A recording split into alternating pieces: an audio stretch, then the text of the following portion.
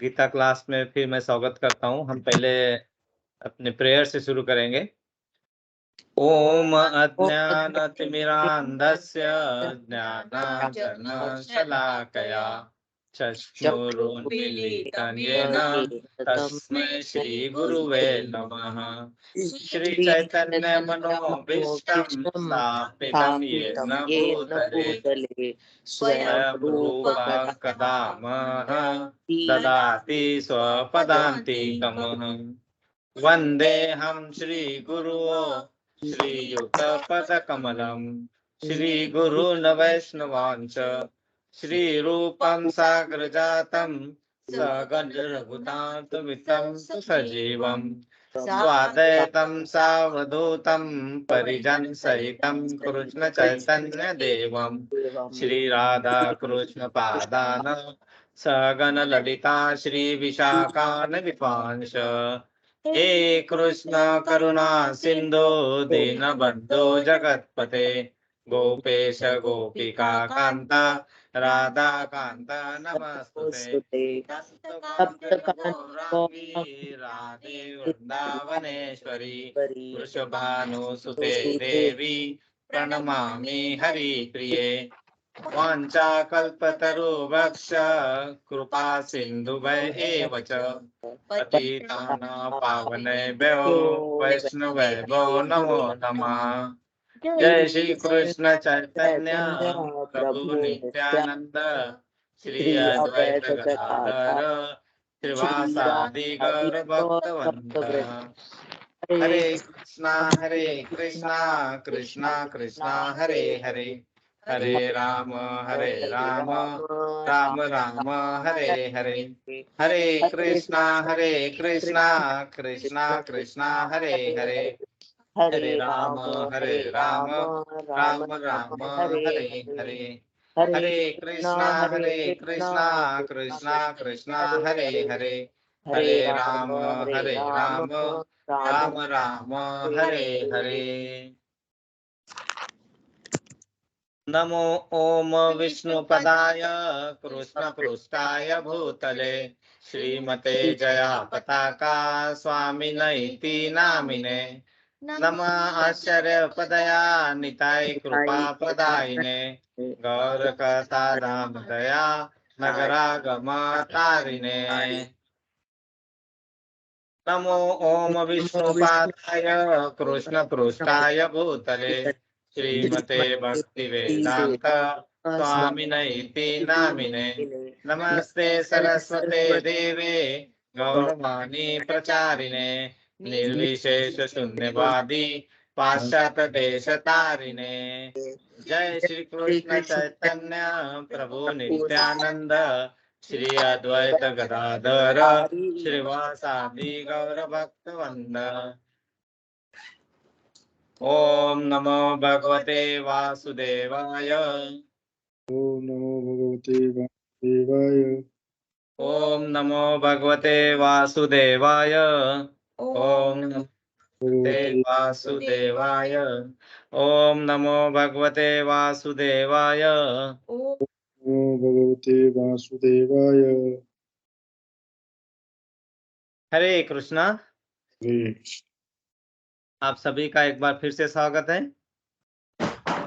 आज हम जो पिछले बार हमने इसका इंट्रोडक्शन का बैकग्राउंड मतलब भूमिका देखा था, अब वही चीज भगवत गीता के बारे में जो लिखा गया उसके बारे में हम चर्चा करेंगे। लेकिन इसके पहले आज सबसे पहला बहुत इम्पोर्टेंट चीज है आज कि हम जो मंत्रा ये जो बोलते हैं इसका मतलब क्या है, मतलब इसके बारे में हम शुरुआत से समझेंगे ताकि जो हम कर रहे हैं वो सही हो और सही दिशा में होए।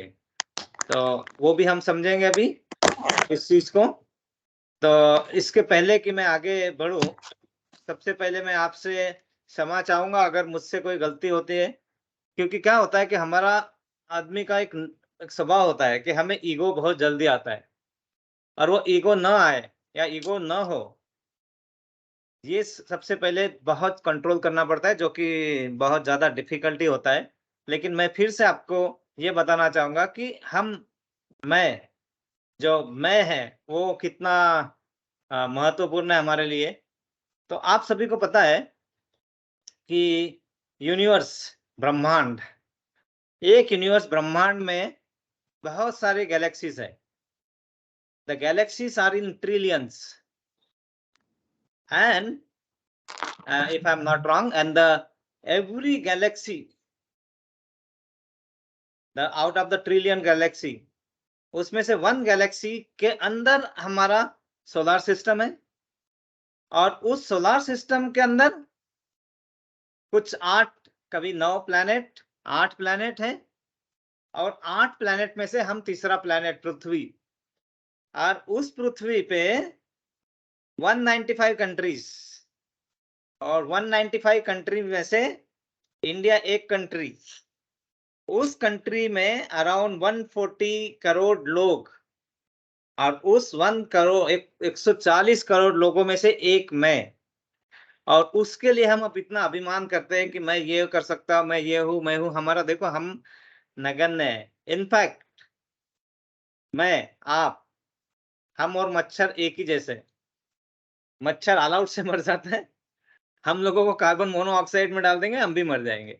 मतलब कहने का मतलब, अगर मुझसे कोई गलती हुई तो जरूर क्षमा करना, क्योंकि ये चीज मैं आपका पहले तो धन्यवाद दूंगा कि आप सब ज्वाइन करते हैं, इसीलिए मैं इस चीज के बारे में थोड़ा चर्चा तो कर सकता हूँ। मतलब हम सब चर्चा कर सकते हैं, और इसमें कहीं पे भी अगर चर्चा में कुछ आपको गलत लगे, कुछ लगे, आप उसी समय बोल दीजिए, मैं उसके बारे में और पढ़ाई करूंगा और आगे लेके आऊंगा।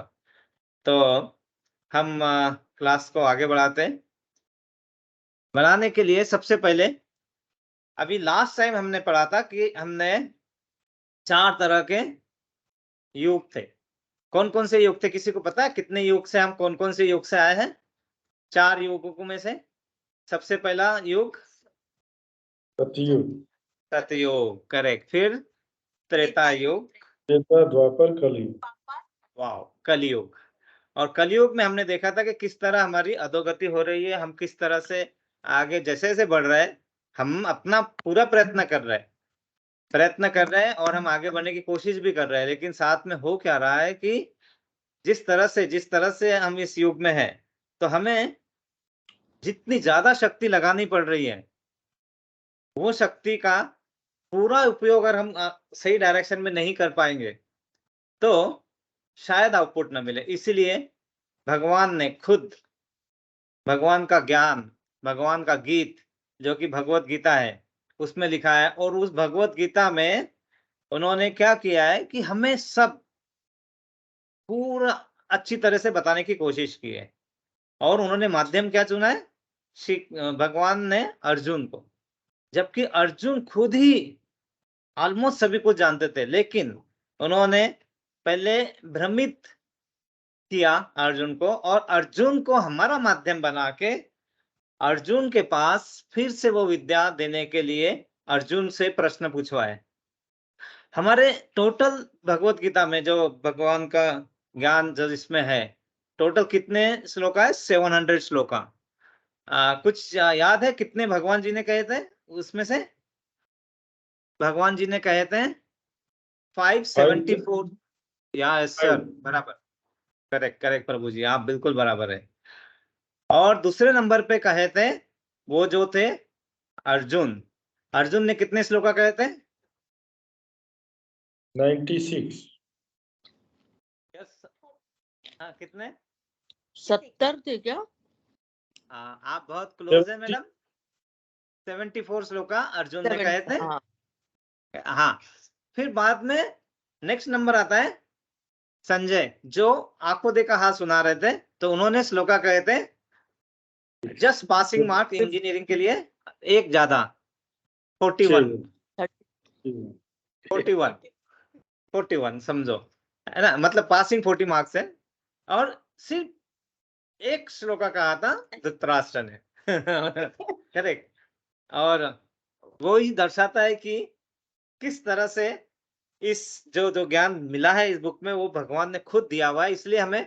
लेकिन प्रॉब्लम क्या हो गया कि भगवान ने ज्ञान दिया, गुरु परंपरा से आया भी, लिखा भी। हमने प्रभुपाद को धन्यवाद देना चाहिए हर बार कि उन्होंने जो बिखरा हुआ ज्ञान था इधर उधर या किसी अलग अलग तरीके से था और सभी ने लिखा था, लेकिन उन्होंने क्या किया था, सब अपने अपने मर्जी के हिसाब से जैसा जैसा उनको समझ में आया या जैसा उनको चेंज करना है वो चेंज कर दिया। लेकिन सबसे बड़ा प्रॉब्लम क्या है कि वो जो ज्ञान एज़ इट इज़ आना चाहिए था, वो अगर हमारे पास नहीं आएगा तो प्रॉब्लम होगा। क्यों प्रॉब्लम होगा? क्योंकि अगर उसमें वायरस ऑलरेडी है और हम ऑलरेडी इतने वायरस वाले एरा में हैं कि वो तो वायरस हम बहुत जल्दी कैच कर लेंगे और वो ही वो आगे बढ़ेगा। तो हमारी ये ड्यूटी है कि हमें जितना जल्दी, जितना ज़्यादा हम इससे ले सके और हम उसके आगे बढ़ सके। तो ये भगवत गीता में ये सब इसलिए कहा गया है, इसलिए बताया गया है क्योंकि ये भगवान की खुद वाणी है। आपको पता होगा शास्त्र 2 प्रकार के बताए थे, श्रुति एंड स्मृति। श्रुति जब हम कहते हैं तो सुनना, तो भगवान की वाणी जिसमें आई है पुराण, वेद, पुराण, इसमें भगवान की वाणी खुद लिखी गई है। ऑफ कोर्स गुरु परंपरा से आई हुई है। और दूसरा था स्मृति, जिसे हम इतिहास हो याद कर सके जहाँ पे तो इतिहास। और भगवत गीता एक ही ऐसा शास्त्र है जो भगवान की वाणी खुद, और ये महाभारत का हिस्सा है। भगवत गीता महाभारत के कुरुक्षेत्र में बताया गया था, तो वो इतिहास का भी हिस्सा है। इसलिए इसलिए स्मृति एंड श्रुति दोनों। अब इसमें क्या हुआ है कि भगवान ने ये सब लिख दिया, हमारे गुरु परंपरा से हमारे पास आया, लेकिन इस मैनुअल को फॉलो कैसे करना है? तो अब फॉलो करने के लिए हमारे पास गुरु की जरूरत पड़ती है और राइट टाइम पे राजेंद्र प्रभु आए। हरे कृष्णा प्रभु जी। हरे कृष्णा प्रभु जी। बहुत बहुत धन्यवाद देते हैं राजेंद्र प्रभु जी का, उन्होंने हमें इस मार्ग पे लाने के लिए। धन्यवाद प्रणाम प्रभु जी।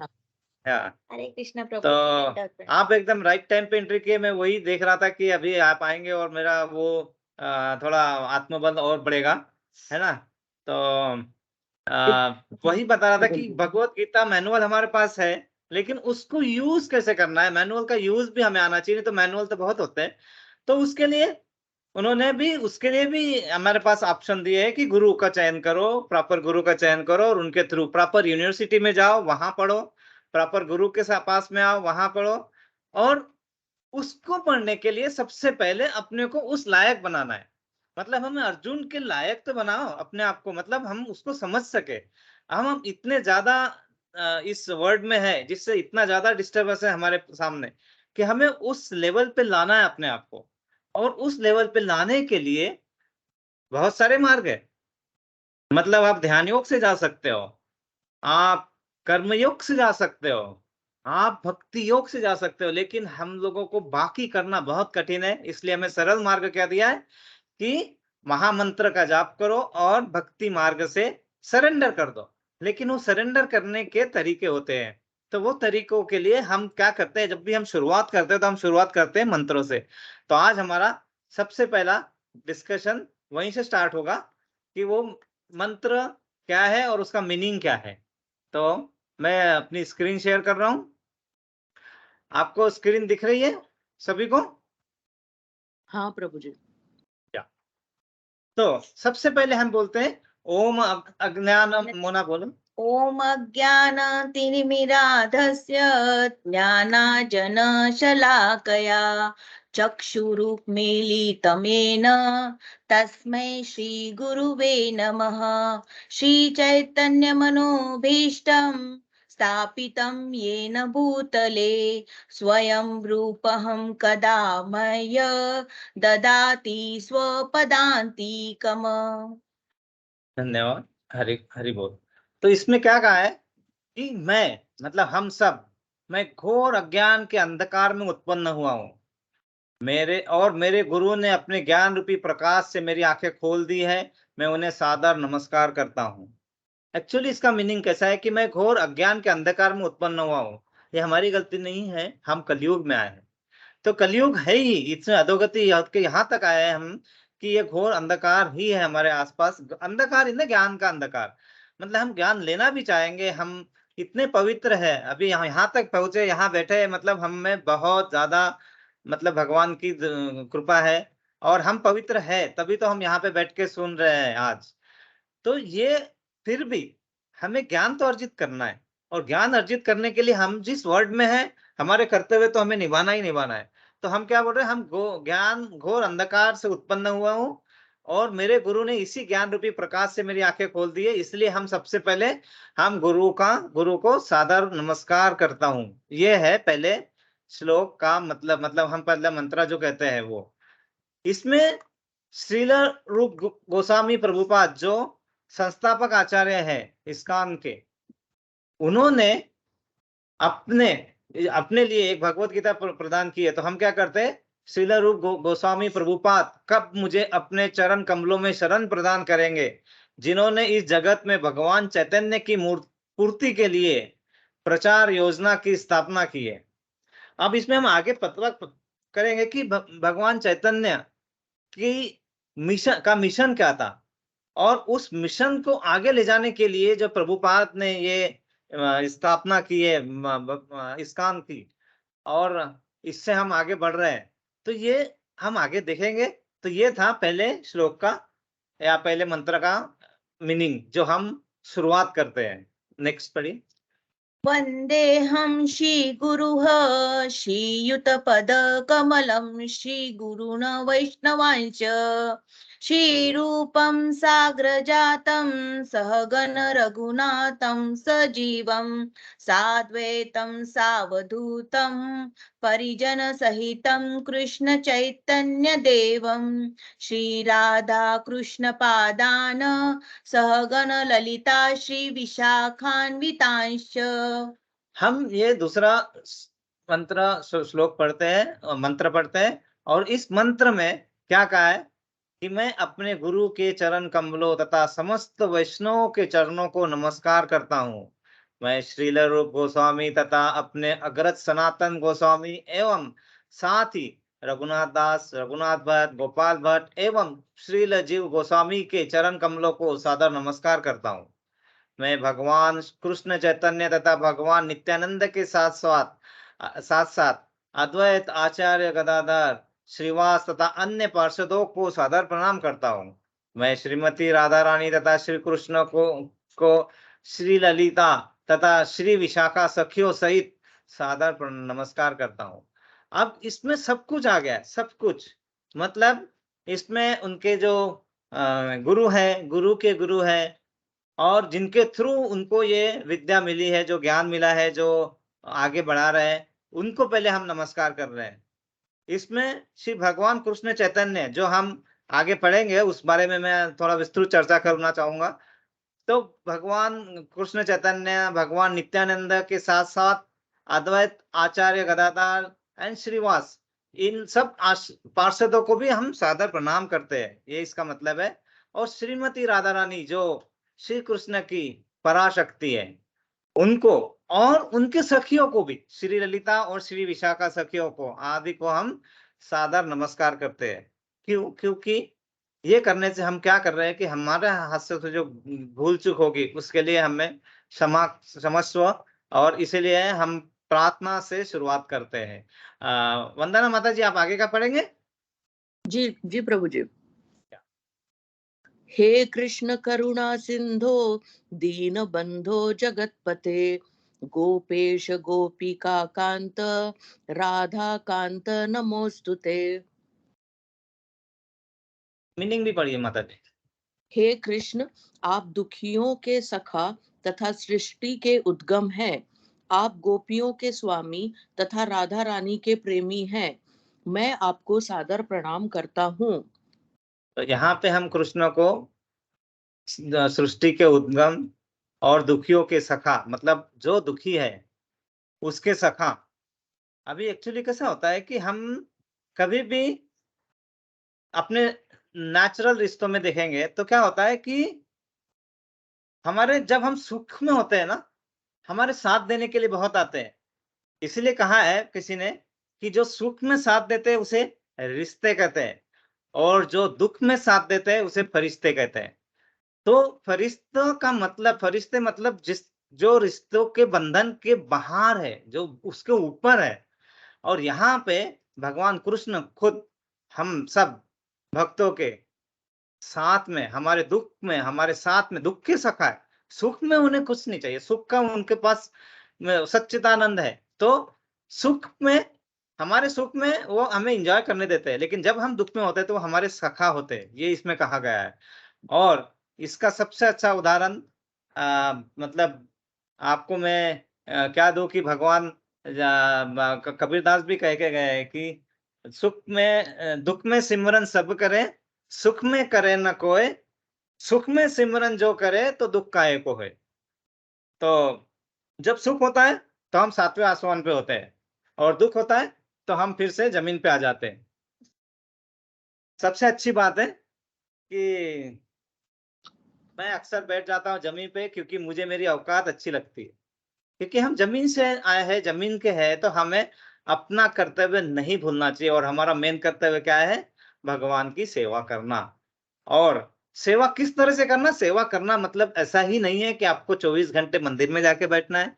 सेवा मतलब आप जो भी कुछ कर रहे हैं, आप कृष्ण भगवान को सेंटर में रख के कीजिए। आप खाना बना रहे हैं तो उसको प्रसाद के रूप में तैयार कीजिए।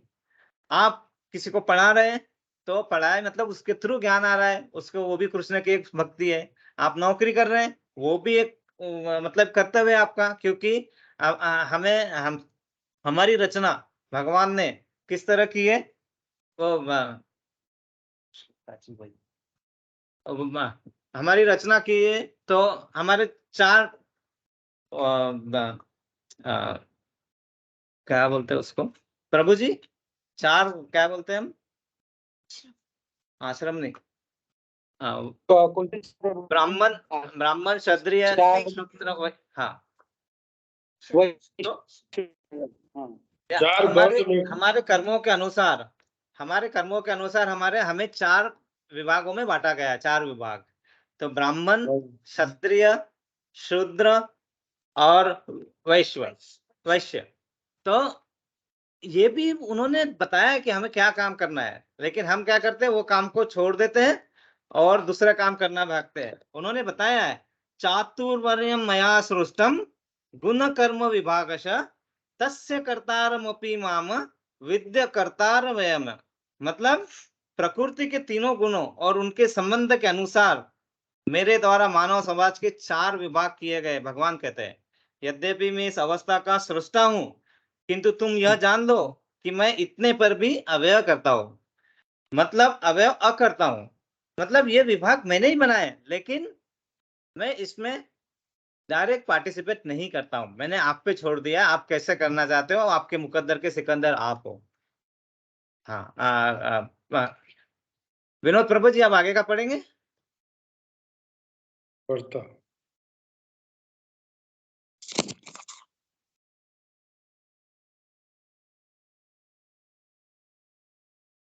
तप्त कांचन गौरांगी राधे वृंदावनेश्वरी विश्वानुसुते देवी प्रणमामि हरि प्रिये। हरि बोल। मैं उन राधा रानी को प्रणाम करता हूँ जिनकी शारीरिक कांति पीले पिघले सोने के सदृश है, जो वृंदावन की महारानी है। आप राजा विश्वानु की पुत्री हैं और भगवान कृष्ण को अत्यंत प्रिय हैं।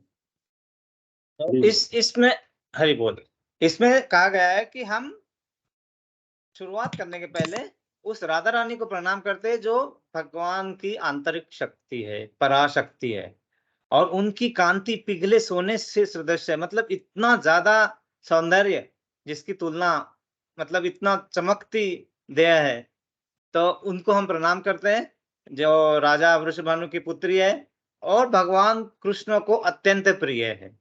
तो हम उन्हें भी प्रणाम करके आगे बढ़ते हैं। आगे कोई पढ़ेगा? मैं पढ़ता हूँ। यस प्रभु जी। अच्छा, कल्पतरुभ्यश्च कृपा सिंधुभ्य एव च पतितानां पावनेभ्यो वैष्णवेभ्यो नमो नमः। मैं भगवान के समस्त वैष्णव भक्तों को सादर नमस्कार करता हूँ। वे कल्प वृक्ष के समान सबों की इच्छाएं पूर्ण करने में समर्थ हैं तथा पतित जीवात्माओं के प्रति अत्यंत दयालु हैं। हरि बोल। तो यहाँ पे हम भगवान से क्या प्रार्थना कर रहे हैं कि मैं भगवान के समस्त वैष्णव भक्तों को सादर प्रणाम करता हूँ। अब इसमें बहुत बहुत इंपॉर्टेंट बात है इसमें कि भगवान के समस्त वैष्णव भक्तों को सादर प्रणाम करता हूँ, क्योंकि इसमें भगवान का दिया हुआ ज्ञान अगर समझ में आएगा तो ये समझ में आता है कि हम यहाँ पे भगवान के वैष्णव भक्तों को सादर प्रणाम कर रहे हैं किस तरह, किस लिए। इसका मतलब है कि हर वैष्णव, हर भक्त भगवान का अंश है। हमारे अंदर जो शरीर है, जो शरीर के अंदर जो आत्मा है, वो भगवान का अंश है। मतलब हर वैष्णव भक्त भगवान का अंश है। इसलिए मैं भगवान के समस्त वैष्णव भक्तों को सादर नमस्कार करता हूँ और वे कल्प वृक्ष के समान सबों की इच्छा पूर्ण करने में समर्थ है। कल्प वृक्ष की के बारे में सबको पता है। कल्प वृक्ष ऐसे वृक्ष है कि जिस वृक्ष के नीचे आप जो चीज मांगोगे आपको मिलेगा। तो हर इच्छा आपकी पूरी होगी, जो भी इच्छा मांगोगे आप, तो उस कल्प वृक्ष के समान है और यहाँ पतित जीवात्माओं के प्रति अत्यंत दयालु है। अब यहाँ पे ये जो दयालु वर्ड है बहुत ही ज्यादा इंपॉर्टेंट है और जिससे कि आगे का श्लोक शुरू होता है, आगे का मंत्र शुरू होता है। और ये हम आगे दयालु शब्द के बारे में मैं थोड़ा विस्तृत जानकारी देने की कोशिश करूंगा, लेकिन इसके आगे का पढ़ते हैं हम। आगे का कौन पढ़ेगा? मैं पढ़ती हूँ प्रभु जी। यस माता जी। श्री कृष्ण चैतन्य प्रभु नित्यानंद श्री अद्वैत गदाधार श्रीवासादि गौर भक्त वृंद। मैं श्री कृष्ण चैतन्य प्रभु नित्यानंद श्री अद्वैत गदाधार श्रीवास आदि समस्त भक्तों को प्रणाम करता हूँ। हरि बोल। हरि बोल। आप सभी को पता है कि हमारा महामंत्र जो है हरे कृष्णा कृष्णा कृष्णा हरे हरे, हाँ, हरे राम हरे राम राम हरे हरे। इस महामंत्र के पहले हम जो मंत्र बोलते हैं, जो हमने अभी कहा है कि श्री कृष्ण चैतन्य प्रभु नित्यानंद श्री अद्वैत गदाधर श्रीवास आदि गौर भक्तवृंद, इस मंत्र को हम पंचतत्व मंत्र कहते हैं। पंचतत्व मंत्र। अब इसके बारे में जो मुझे पता है मैं उस बारे में बताता हूँ। अगर इसमें कुछ गलत हुआ तो मुझे माफ करना, मैं उसको सुधारने की कोशिश करूंगा। तो इस मंत्र को पंचतत्व, इसमें गौड़ीय वैष्णववाद में भगवान कृष्ण की 5 विशेषताओं को 15वीं शताब्दी के अंत में 5 तत्वों में बताया गया था। 5 विशेषताओं को। वो विशेषताएं क्या थी? पहली विशेषता है मतलब ये कि इसमें श्री चैतन्य महाप्रभु जो है, चैतन्य महाप्रभु वो स्वयं कृष्ण भगवान के रूप में यहाँ आए थे, अवतरित हुए थे। अब देखो, जब कलयुग स्टार्ट हुआ था तो कलयुग के स्टार्ट में हमें भगवत गीता मतलब इस गीता के बारे में फिर से बताया गया था।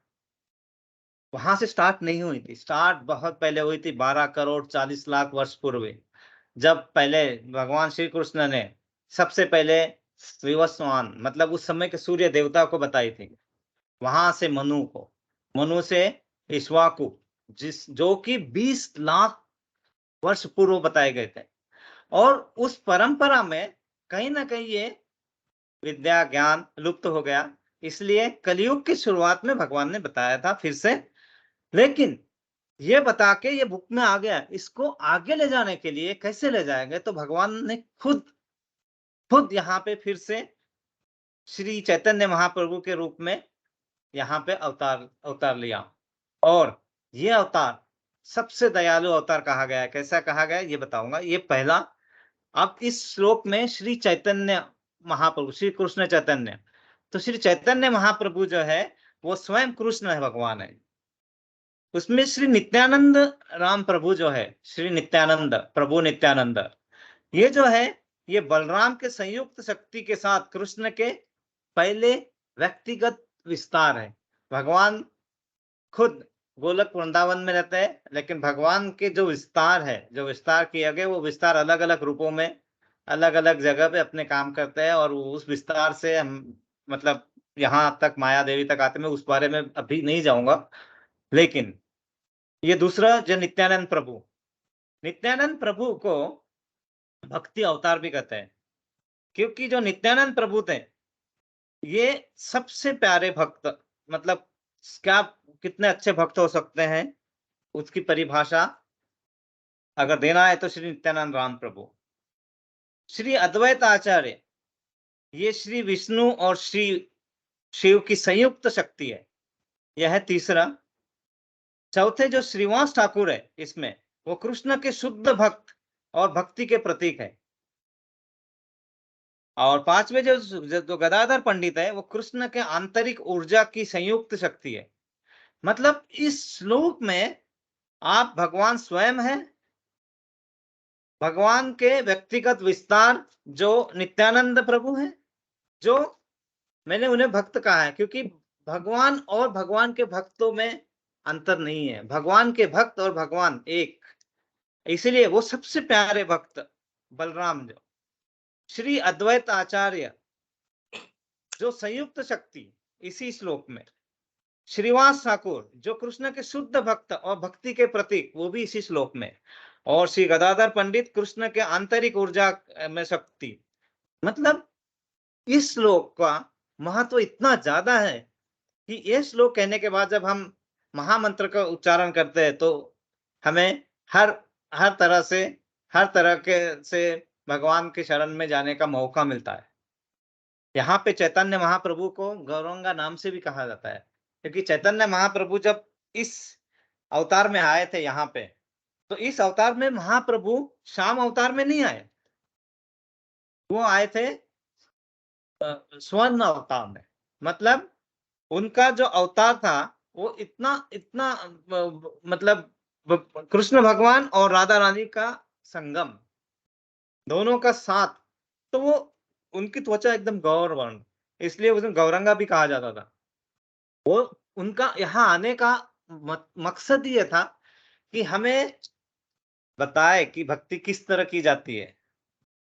और यहाँ पे बहुत ही इंपॉर्टेंट चीज ये है कि भगवान खुद अपने आप को भक्त कहलाते हैं।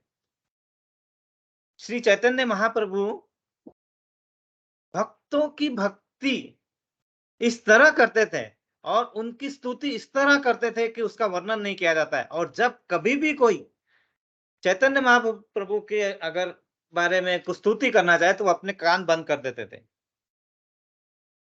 यहाँ तो भगवान खुद भक्त बनके, भक्तों का नियमों का पालन करके भक्ति कैसे करना सिखाने के लिए जो अवतार आए थे वो चैतन्य महाप्रभु का। और ये सबसे दयालु अवतार है, सबसे दयालु अवतार, क्योंकि ये खुद भक्त बन के आए, भक्त बन के भक्ति करना सिखाए। मतलब इन्होंने एज अ हॉबी आपको बताया कि आप एज अ हॉबी आगे बढ़ सकते हैं। छंद अवतार भी कहा जाता है इनको, प्रभु को, चैतन्य महाप्रभु को छंद अवतार भी कहा जाता है। चैतन्य महाप्रभु यहाँ आए, उन्होंने हमें व्यर्थ में श्रम से कैसे बचा जाए उसके बारे में बताया। और इसका उदाहरण बहुत ही अच्छा है। हम देखते हैं कि हमारे इंडिया में जब भी सड़क बनती है, सड़क बनने के कुछ दिनों के बाद ही मेरा आवाज आ रहा है ना कि कहीं म्यूट हो गया है?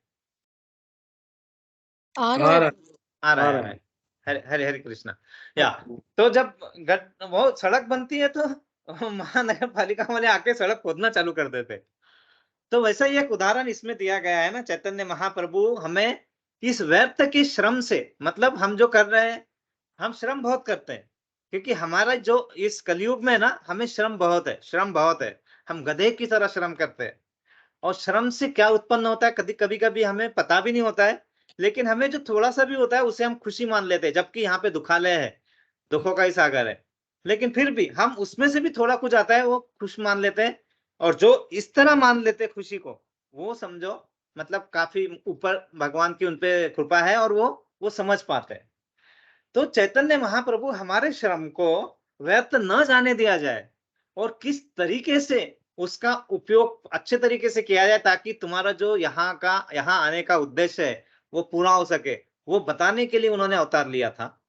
और उसका उदाहरण कैसा है कि वहां पे एक कुछ लोग गड्ढा खोदते रहते हैं, एक टीम, और दूसरी टीम वो गड्ढे को भरते रहती है। एक टीम गड्ढा खोदते रहती है, दूसरी टीम उस गड्ढे को भरते रहती है। तो कुछ देखने वाले बोलते हैं उन्हें कि अरे ये क्या कर रहे हो, गड्ढा खोद रहे हो, गड्ढा भर रहे हो, गड्ढा खोद रहे हो, गड्ढा भर। बोले हम अपना कर्तव्य पूरा कर रहे हैं। बोले ये कौन सा कर्तव्य हुआ, ये कौन सा काम हुआ, गड्ढा खोदना गड्ढा भरना। बोले देखो हमारी 3 टीम थी। पहले टीम को काम दिया गया था गड्ढा खोदना है, दूसरे टीम को काम दिया गया था उसमें बीज डालना है, और तीसरे टीम को काम दिया गया था कि उस गड्ढे को भरना है। और आज दूसरी टीम एब्सेंट है। तो हम कर क्या रहे हैं कि पहली टीम अपना काम पूरा लगन से कर रही है, तीसरी टीम भी अपना काम पूरे लगन से कर रही है। इसी को कहते हैं हम, हमारा श्रम जो है व्यर्थ, मतलब हम अपना कर्तव्य कर रहे हैं, हम ड्यूटी कर रहे हैं, हम खाना खा रहे हैं, हम अपने परिवार की सेवा कर रहे हैं, हम देश की सेवा कर रहे हैं, सब कुछ कर रहे हैं। लेकिन जो हमारा मेन कर्तव्य है, जो बीज है, जिसके कारण हमें यहाँ से मुक्ति मिल सकती है, क्या हम उस पर ध्यान केंद्रित कर पा रहे हैं? तो भगवान ने जब देखा कि अरे कलयुग में तो बहुत ज्यादा इनका पतन हो रहा है, और इनकी बुद्धि तो भ्रष्ट ही है, और माया शक्ति जो भगवान की अपार शक्ति है इतनी ज्यादा भावी हो रही है कि ये बेचारे समझ ही नहीं पा रहे। तो इन्होंने दयालु अवतार लेके यहाँ पे आए, और उन्होंने यही अवतार में हमें इस तरह के व्यर्थ श्रम से बाहर आने के लिए उन्होंने बताया कि करो श्रम बाबा, लेकिन एक चीज डाल दो उसमें से कि वो जो भी श्रम कर रहे हो उसको कहीं फोकस कर लो, कहीं सेंटर कर लो, कहीं तुम्हारा कॉन्शियसनेस बढ़ा लो। एक्चुअली हमारा कॉन्शियस क्या है मालूम है? हमारा कॉन्शियस क्या है, मैंने कहीं पढ़ा था कि हमारा कॉन्शियस, ह्यूमन का बेसिक कॉन्शियसनेस क्या है, जो पास है वो नजर नहीं आता, और जो पास नहीं है वही नजर आता है। हमारे सबसे पास क्या है, कोई बताएगा? हमारे सबसे पास क्या है?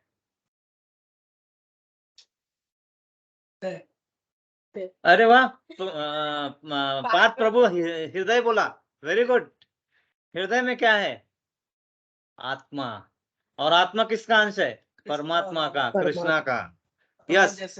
तो हमारे सबसे पास जो है वो हमें नजर नहीं आ रहा है, और जो हमारे पास नहीं है, माया, वर्ड, घर, बिल्डिंग, पैसा, वो सब बहुत अच्छे से नजर आता है हमें, है ना? इसीलिए किसी ने कहा हुआ है ना, मुझे ये याद आता है, दुनिया जिसे कहते हैं वो जादू का खिलौना है, और जो मिल गया वो मिट्टी है, और जो नहीं मिला वो सोना है। अरे जो मिल गया पहले उसको तो देखो, उसकी तो कदर करो, उसमें से मिलेगा आपको। तो यही चीज सिखाने के लिए, यही जो प्रभु चैतन्य महाप्रभु का जो अवतार मिला है, इन्होंने क्या किया मालूम है? इन्होंने हमें क्या बताने की कोशिश की है कि जो भी काम आप करें, आप वो काम को इस तरह से करें कि आपका काम व्यर्थ न जाए। मतलब करो अपना काम, लेकिन सिर्फ फोकस इतना कर दो, आप कॉन्शियस हो जाओ, आप जिससे उत्पन्न हुए हो, जिससे आपसे उत्पत्ति हुई है, जो सृष्टि का कर्ता है, उसे समझो, विश्वास करो, विनम्रता लाओ, और उसको सरेंडर होके जो भी काम कर रहा है वैसा करो। तो ये चीज उन्होंने इतने इतने प्यार से बताई है। और वो प्यार से बताते वक्त भी उन्होंने एक मंत्र है, नमो महावदानाय कृष्ण प्रेम पदायते कृष्णाय कृष्ण चैतन्य नामने गौर विशेषणम। इसका मतलब क्या है? सबसे पहले नमो वदानाय, नमो महावदान्याय, सॉरी, हरे कृष्ण, नमो महावदानाय, मतलब ये करुणामयी अवतार है, इसमें सभी को कृपा से भर देने के लिए ये बोल रहे नमो वदान्याय, मतलब सबके लिए कृपा, सबको कृपा बांटूंगा मैं। ये इसका एग्जाम्पल है, कोयले की खान में से हीरा निकालने के लिए कितनी कठिनाई करनी पड़ती है हमें पता है, और वो कठिनाई करने के लिए तो ठीक है, लेकिन वो किस तरह से की जाए, और किस तरह से, क्या मैं उसको अच्छे तरीके से टेक्नोलॉजी यूज करके कर सकता हूँ मैं? यस, टेक्नोलॉजी है हमारे पास। वो चैतन्य महाप्रभु ने आके हमें बताया कि यस मैं बताता हूँ तुम्हें, रुको मैं बताता हूँ। उन्होंने बताया, दूसरे लाइन में क्या है कि मतलब एक छोटा बच्चा भी उस कोयले में से हीरा ढूंढ सकता है, उसका तरीका मैं आपको बताता हूँ। और वही था कृष्ण प्रेम प्रदायते, मतलब कृष्ण को प्रेम करो, भक्ति करो। भक्ति कैसे करना कृष्ण पे? और वो खुद कृष्ण थे, भगवान थे, उन्होंने भक्त के रूप में आके हमें ये सिखाया, कृष्ण प्रेम प्रदायते कृष्णाय कृष्ण चैतन्य, मतलब कृष्ण बनकर कृष्ण के चैतन्य को समझाने के लिए जो आए, कृष्णाय कृष्ण चैतन्य, नामने गौर विशेषणम, जैसे मैंने आपको बताया इनका नाम गौरंगा भी था। गौर, क्योंकि वो इस बार श्याम रंग में नहीं आए थे, वो गौर वर्ण रूप में लेके आए थे। और ये गौर वर्ण रूप का महत्व इतना ज्यादा है, इतना ज्यादा कि मैं इसको एक एग्जाम्पल मैंने पढ़ा था, उसमें बताया था कि सपोज एक एग्जाम्पल है, काली रात्रि है, एकदम अमावस्या की रात्र, काली रात्रि में एक काली पहाड़ पे, काले पत्थर पे एक काली चींटी है।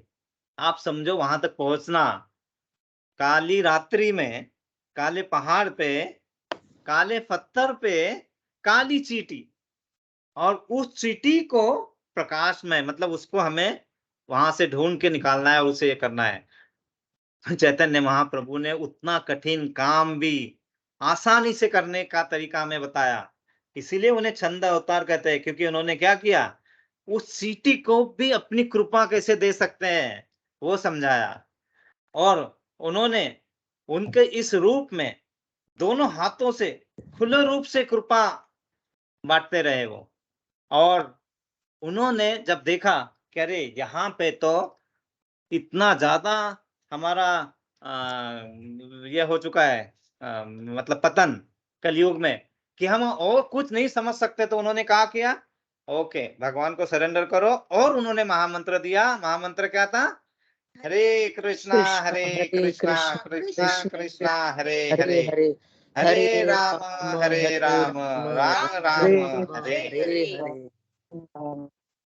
और उन्होंने दोनों हाथों से खुले रूप से कृपा बांटने के लिए, और खुले रूप से कृपा करो भगवान हम पे, इसलिए दोनों हाथ ऊपर करके हमें हरे कृष्णा मंत्र के बारे में कहा जाता है। तो ये सब चीजों को समझना, ये जब चीजें हमारे माइंड में जाती है तो हमें ये पता चलता है कि हाँ, हमें आगे हम जो भी करेंगे अभी, तो हमें ये पता चला है कि हम भगवान के पास है। भगवान के पास मतलब भगवान हमारे अंदर ही है, और ये जो भगवान का घर है, ये भगवान का घर हमें समझ में आना चाहिए कि इसकी हम किस तरह से स्तुति करें, अपने आप की हम किसे स्मृति में रखें और भगवान नाम का उच्चारण करें। और सबसे पहले मैंने जैसे बताया विनम्रता, मैं फिर से एक बार रिपीट करता हूँ कि एक यूनिवर्स में बहुत सारे गैलेक्सी होते हैं, ट्रिलियंस ऑफ गैलेक्सी। उस गैलेक्सी, उसमें से एक गैलेक्सी में से इस गैलेक्सी के सोलर सिस्टम में, एक गैलेक्सी के सोलर सिस्टम में कुछ प्लैनेट्स, 8-9 प्लैनेट्स, उसमें से तीसरा प्लैनेट अर्थ। अर्थ पे 195 कंट्रीज, 195 कंट्री में एक इंडिया, इंडिया में 140 करोड़ लोग, 140 करोड़ लोग में से एक मैं, मच्छर के बराबर। तो ईगो को छोड़ो पहले, तभी तभी सबसे बड़ा, सबसे सही तरीके से हम इसको सीख सकते हैं। हमें पता है, हमें 3 फैक्ट्री के बारे में बताता हूं मैं। ये मैंने प्रभु गौर गोपाल दास, या प्रभु गौर गोपाल दास से सुना है कि 3 फैक्ट्री होती है, और 3 फैक्ट्री हमारे पास होनी चाहिए। सबसे पहले ice factory, ice factory in mind, अपने आइस फैक्ट्री माइंड में रखो, मतलब दिमाग ठंडा रखो। अरे गुस्सा आएगा, लेकिन गुस्सा का यूज कहाँ पे करना है, कैसा करना है, गुस्सा नहीं करना ऐसा नहीं लिखा है, आइस रख के करो। पहला है आइस फैक्ट्री जो माइंड में होनी चाहिए। दूसरी फैक्ट्री है शुगर फैक्ट्री, शुगर फैक्ट्री जो हमारे जीभ में होनी चाहिए, मतलब हमारी जीभ, जीभ से वाणी कैसे मधुर वाणी निकलनी चाहिए, है ना। अगर किसी ने कुछ हमारा बिगाड़ा भी है, सपोज, वैसे कोई हमारा कोई बिगाड़ नहीं सकता, वो हमारी मतलब गलत फहमी होती है, ना कोई किसी को सुधार सकता है, ना कोई को बिगाड़ सकता है। ओके, तो लेकिन हमारी जीभ जो है, कभी भी अच्छे अच्छे शब्दों से ही, मतलब कभी भी हमें किसी के बारे में भी बोलना तो अच्छा बोलने की कोशिश तो जरूर करनी चाहिए, है ना। तो यह है शुगर फैक्ट्री दूसरी। और तीसरी फैक्ट्री है लव फैक्ट्री, लव फैक्ट्री जो हमारे हार्ट में होनी चाहिए। प्रेम, प्रेम, प्रेम कृष्णा के प्रति, प्रेम अपनों के प्रति, अपने आप के प्रति, क्योंकि हम कृष्णा के अंग है, और हम अपने प्रति प्रेम नहीं करेंगे तो हम कहां से और आगे की बात करेंगे। तो ये सब 3 फैक्ट्री हमें ध्यान रखना है। और इन 3 फैक्ट्री के कारण हमें एक चौथी फैक्ट्री मिलती है। कोई गेस कर सकता है कौन सी फैक्ट्री मिलती है? इन 3 फैक्ट्री अगर है हमारे पास और इसका उपयोग हम करेंगे तो हमें एक चौथी फैक्ट्री मिलती है, चौथी गोलक फैक्ट्री। गोलक धाम। गोलक धाम तो मिलता है, लेकिन उसके पहले हम क्या होना चाहते हैं? हम कभी भी जो कुछ भी काम करते हैं तो उसका उद्देश्य एक ही होता है कि उसको उसको कहते हैं satisfactory, then you will be satisfactory. तो आप सेटिस्फाई तो वैसे कभी भी नहीं होंगे, लेकिन फिर भी सेटिस्फैक्ट्री मोड में आप आ सकते हैं अगर ये 3 फैक्ट्री का इस्तेमाल हमने सही से किया तो। याद रहेगा आप 3 फैक्ट्री? यस, आपको याद रखना पड़ेगा, क्योंकि क्या होता है जैसे जैसे हमारा ज्ञान बढ़ता है ना, ज्ञान के साथ हमारा अहंकार बढ़ता है। हमें आपने आइंस्टाइन के बारे में सुना है? आइंस्टाइन का फॉर्मूला है नॉलेज और विजडम के बारे में। Anybody knows? किसी को पता है? उन, उन्होंने बताया नॉलेज इनवर्सली प्रोपोर्शनल, सॉरी या आपका जो नॉलेज और अहंकार या इनवर्सली प्रोपोर्शनल है, ईगो, सॉरी मेरा क्वेश्चन रॉन्ग था, extremely sorry. Knowledge and ego, तो knowledge is inversely proportional to ego for example. तो जितना नॉलेज बढ़ता है हमारा ईगो कम होना चाहिए, लेकिन हमारे पास क्या होता है कि हमारे ज्ञान के साथ हम हमारे इगोइस्ट होते जाते हैं। तो वो चीज को संभालना बहुत जरूरी है। वो संभालने के लिए हमें भगवान मदद करेंगे, लेकिन उसके शरण में तो आना पड़ेगा हमें, है ना? हम है ना, हमारे कठिन समय जो आता है ना, कठिन समय व्यक्ति का, तब वो हमें परेशान नहीं करता। जब वो कठिन होता है, समय जब कठिन होता है ना, वो हमें परेशान नहीं करता। कठिन क्या करता, परेशान क्या करता है? जब वो कठिन समय हम लोगों को बता देते हैं कि मैं इस कठिनाई से गुजर रहा हूं, और जब भी उस लोगों को कठिन समय तुम्हारा पेन पॉइंट पकड़ के तुम्हें पेन देते देते हैं, और तब हमें ज्यादा तकलीफ होती है। मतलब हम ही अपने दुखों को इनवाइट करते हैं, आप बहन मुझे मार। मतलब हम तब परेशान होते हैं जब लोगों को पता चलता है कि हम कठिनाई के दौर से गुजर रहे हैं। और कौन बताता है? हम ही बताते हैं। क्यों बाबा? तुम बोलो ना, भगवान कृष्ण को बोलो। भगवान कृष्ण ने क्या बोला है कि अरे आ जाओ मेरे पास, बताओ, मैं तुम्हें संभाल दूंगा। लेकिन हम वो समझ नहीं पाते हैं। इसीलिए अगर वो समझने के लिए हमें जाना है तो हमें आगे बढ़ने के लिए, यहाँ पे अभी आगे का अध्याय, आगे का मैं पढ़ता हूँ। यहाँ पे लिखा है भगवत गीता को गीतोपनिषद्दि कहा जाता है। यह वैदिक ज्ञान का सार है और वैदिक साहित्य का सर्वाधिक महत्वपूर्ण उपनिषद है। निसंदेह भगवत भगवत गीता। मैंने शेयर किया है क्या स्क्रीन? हाँ सर, हाँ प्रभु जी, स्क्रीन शेयर नहीं किया शायद मैंने, किया निकाल है दिया। सर, दिख किया रहा है? है। ओके ओके, हाँ। हाँ ओके, थैंक यू या। तो निसंदेह भगवत गीता पर अंग्रेजी भाषा में अनेक भाष्य प्राप्त है। अतएव यह प्रश्न किया जा सकता है कि एक अन्य भाषा की क्या आवश्यकता है। इस प्रस्तुत संस्करण का प्रयोजन इस प्रकार बताया जा सकता है कि हाल ही में एक अमेरिकी महिला ने मुझसे भगवत गीता में एक अंग्रेजी अनुवाद की संस्तुति चाही। निसंदेह अमेरिका में भगवत गीता के अनेक अंग्रेजी संस्करण प्राप्त है, लेकिन जहां तक मैंने देखा है वे केवल अमेरिका ही नहीं अपितु भारत में भी कठिनाई से कोई प्रामाणिक संस्करण मिलेगा, क्योंकि लगभग हर एक संस्करण में भाष्यकार ने भगवत गीता यथारूप के मर्म का स्पर्श किए बिना अपने मतों को व्यक्त किया। ये कौन बोल रहे हैं? हमारे प्रभुपाद कर रहे हैं कि मैंने इसलिए ये बुक लिखी है कि ताकि तुम्हें जो भी भगवान ने कहा है, भगवान की वाणी है, वो तुम्हारे पास एज इट इज पहुंच सके। और आप सब हमेशा ध्यान रखना है कि हमें सुकून चाहिए या सो कॉल्ड कामयाबी चाहिए। किसी शायर ने कहा था कि उन्हें कामयाबी में सुकून नजर आया तो भागते गए, और हमें सुकून में कामयाबी नजर आई तो हम रुक गए, ठहर गए।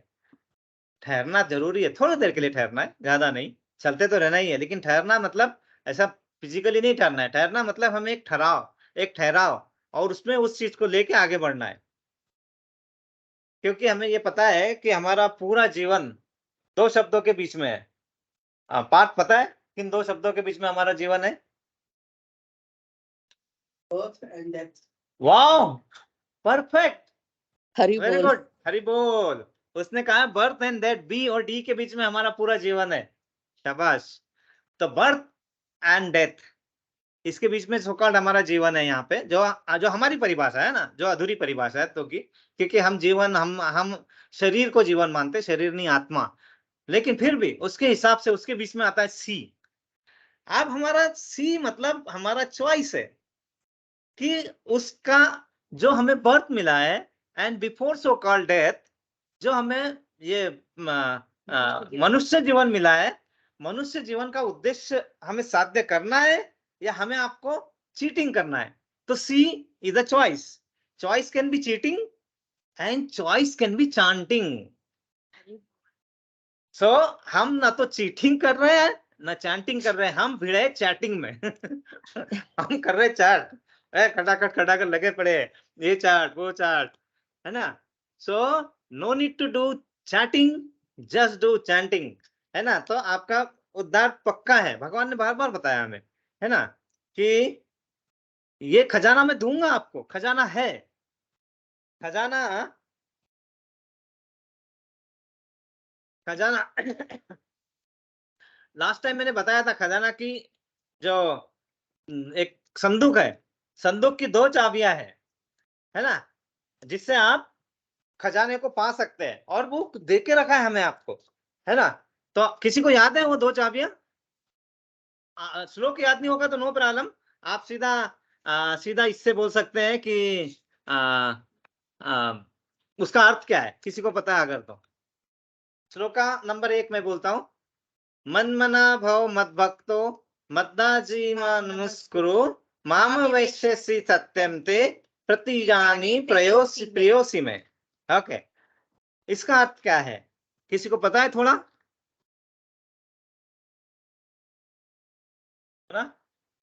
इसका अर्थ क्या है? इसका अर्थ सदैव मेरा चिंतन करो। हाँ, भगवान ने कहा सदैव मेरा चिंतन करो, जोर से बोलो। हाँ। सदैव मेरा चिंतन करो, मेरे भक्त बनो, मेरी पूजा करो और मुझे नमस्कार करो, और यह सब करने से तुम निश्चित रूप से मेरे पास आ जाओगे, क्योंकि तुम मेरे प्रिय मित्र हो, और मैं तुम्हें यह वचन देता हूँ कि तुम मेरे प्रिय भक्त बनोगे। और दूसरी चाबी किसी को याद है? दूसरी चाबी क्या थी? सर्वधर्म परित्यज्य मामेकं शरणं व्रज। अहम तो सर्वधर्म परित्यज्य मामेकं शरणं व्रज, अहम तो सर्व पापेभ्यो मोक्षयिष्यामि मा शुच। सर्व धर्म परित्याग करो, मेरी शरण में आओ। मेरी शरण में आने के क्या होगा कि आपके जो भी जानते हुए न जानते हुए आपसे जो पाप हुए, वो सब पापों से आपको मुक्ति मिलेगा और आपको मोक्ष मिलेगा जरूर, डरो मत। तो भगवत गीता का मर्म भगवत गीता से में ही व्यक्त है, वह इस प्रकार है, यदि हमें किसी औषधि विशेष का सेवन करना हो तो उस पर लिखे निर्देशों का पालन करना होता है। हम मनमाने ढंग से या मित्र की सलाह से औषधि नहीं ले सकते। हाँ, इसका सेवन लिखे हुए निर्देशों के अनुसार या चिकित्सक के आदेशानुसार करना होता है। इसी प्रकार भगवत गीता को उसके वक्ता द्वारा दिए गए निर्देशानुसार ही ग्रहण या स्वीकार करना चाहिए। भगवत गीता के वक्ता कौन है? भगवान श्री कृष्ण है। तो उनकी वाणी Bhagavad Gita as it is ही पढ़ना है, तो हमें ट्रू ज्ञान कब मिलेगा, ट्रू ज्ञान मिलेगा। नहीं तो हमें टूटा फूटा या कहीं से वायरस आया हुआ ज्ञान मिलेगा। भगवत गीता के प्रत्येक पृष्ठ पर उनका उल्लेख भगवान के रूप में हुआ है। निसंदेह भगवान शब्द कभी कभी किसी भी अत्यंत शक्तिशाली व्यक्ति या किसी शक्तिशाली देवता के लिए प्रयुक्त होता है, और यहाँ पर भगवान शब्द निश्चित रूप से भगवान श्री कृष्ण को एक महान पुरुष के रूप में सूचित करता है।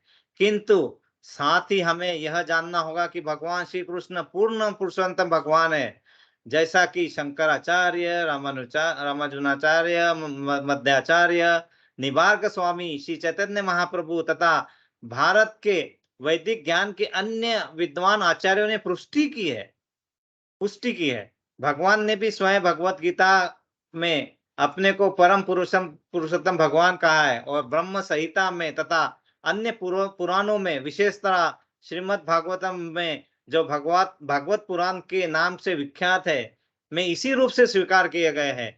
कृष्णस्तु भगवान स्वयं। अतएव भगवत गीता में भगवान ने जैसे बताई है वैसे स्वीकार करना चाहिए। हरि बोल। तो यहाँ पे भगवान ने क्या कहा है कि ठीक है, आपको क्या करना है, कैसे करना है, सब बताऊंगा, लेकिन निर्देशन अनुसार। मेडिसिन अपने आप मत लो, मेडिसिन पे जो प्रिस्क्रिप्शन दिया है डॉक्टर ने उसके हिसाब से लो, नहीं तो आप बैल मुझे मार करोगे आप। तो आप बैल मुझे मार वाले चक्कर में मत पड़ो।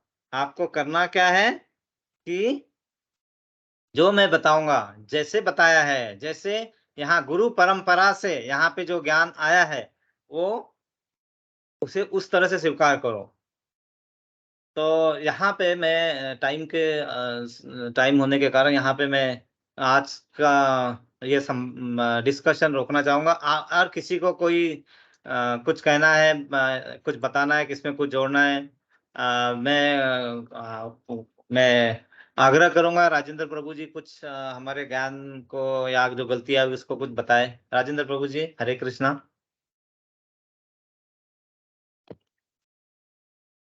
हरे कृष्णा प्रभु जी, दंडवत प्रणाम। हरे कृष्ण, दंडवत प्रणाम प्रभु जी। मैं आज पंढरपुर धाम में हूँ, पिछले 2 दिन से आया हूँ। तो क्लास तो बहुत ही बढ़िया है प्रभु, कोई मैं ऐड करूँ ऐसा कुछ नहीं है। सो ओनली थोड़ा स्पीड से जाना होगा मुझे लगता है, क्योंकि इंट्रोडक्शन में एटलीस्ट 6-7 3 वीक हो गए हमारे, तो अगले 4 या 5 वीक में इंट्रोडक्शन खत्म होना चाहिए, मैं कहूँगा। ठीक है यस प्रभु जी, अभी इसके आगे और हम और ऐसा पास कर लेंगे। आप जब बताते तो ऐसा नहीं लगता है आप मतलब भगवत गीता बहुत सालों से पढ़ा रहे, ऐसा लगता है। हरि बोल। नहीं प्रभु जी, वो कोशिश कर रहे हैं। और आप मुझे सबसे बड़ा मतलब ये प्रोत्साहन कहाँ से मिलता है कि सब इसमें पार्ट लेने के लिए, डिस्कशन के लिए आते हैं। और इतने सालों से 3.5 ईयर से जो आपने थोड़ा थोड़ा हमें धन संचय हुआ है, तो उसको रिवाइज करके थोड़ा ये करके थोड़ा, और ये एक संधि मिली है कि इस संधि से हम इसको समझने की कोशिश करें। मतलब पहले हमने उतना समझ नहीं पाया, लेकिन कोशिश करेंगे समझने की। तो अभी जैसे आपने बताया कि इसके आगे का भी पास, क्योंकि यहाँ तक वही आज मैंने मोना को बताया था कि यहाँ तक हुआ, ये मेन इम्पोर्टेंट पार्ट था। आप इसके आगे जो समझा है उसको भगवान की वाणी में एज इट इज हम आगे उसके इंट्रोडक्शन को, मतलब ये प्रस्तावना को खत्म करेंगे। अगले 4 इसमें हमारा कोशिश रहेगी, हम 4 इसमें अगले इसको फिनिश करना है प्रभु जी। हरि बोल प्रभु जी। किसी को कुछ पूछना या बताना है? और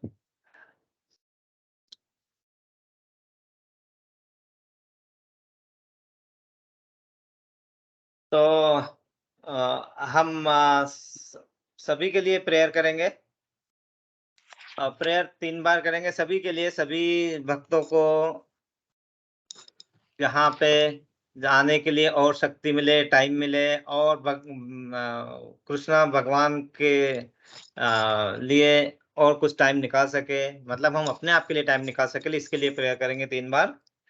हरे कृष्णा हरे कृष्णा कृष्णा कृष्णा हरे हरे, हरे राम हरे राम राम राम हरे हरे, हरे कृष्णा कृष्णा कृष्णा कृष्णा हरे हरे, हरे राम राम राम हरे हरे, हरे कृष्णा कृष्णा कृष्णा हरे हरे, हरे राम राम राम हरे राम राम राम हरे हरे। राजेंद्र प्रभु, साइली माता जी इंडिया में है और कुछ प्रोसेस करने की कोशिश कर रहे थे। उस प्रोसेस में कुछ अभी उतना डायरेक्शन क्लियर नहीं हुआ है। डायरेक्शन है भी तो हम कृष्ण भगवान से प्रेयर करेंगे कि जो कुछ हो अच्छा डायरेक्शन दे भगवान हमें और सभी को, और प्रभु जी को, माता जी को इस डायरेक्शन में आगे जाने के लिए अच्छे से सूचित करें। इसलिए हम कोशिश करेंगे, और सभी के लिए जिस जिस कार्य में हम हाथ डालना चाह रहे हैं, जो भी करना चाह रहे हैं, उसमें सफलता मिले, इसलिए प्रेयर करेंगे। हरे कृष्णा कृष्णा कृष्णा कृष्णा हरे हरे हरे राम हरे हरे हरे कृष्णा कृष्णा कृष्णा कृष्णा हरे हरे हरे राम हरे कृष्णा कृष्णा कृष्णा कृष्णा हरे हरे हरे राम हम गुरुदेव के लिए प्रभुपाद के लिए प्रेयर करेंगे 3 बार। हरे कृष्णा कृष्णा कृष्णा हरे हरे हरे राम राम राम हरे हरे कृष्णा कृष्णा कृष्णा हरे हरे हरे राम राम राम हरे हरे हरे कृष्णा कृष्णा कृष्णा हरे हरे हरे राम हरे हरे। भगवत गीता ग्रंथ राज की जय। जय वांछा कल्पतरु वृक्ष कृपा सिंधुभैव च पतितानां पावनेभ्यो वैष्णवेभ्यो नमो नमः। अनंत कोटि वैष्णववृंद की जय। प्रभुपाद की जय। गुरुदेव की जय। निताय गौर प्रेमानंद हरि हरि बोल। हरि बोल। हरि बोल। एक बार आप सभी का धन्यवाद, साष्टांग प्रणाम। धन्यवाद प्रभु जी। हरे कृष्ण। हरे कृष्णा। हरे कृष्णा सर। हरे कृष्ण।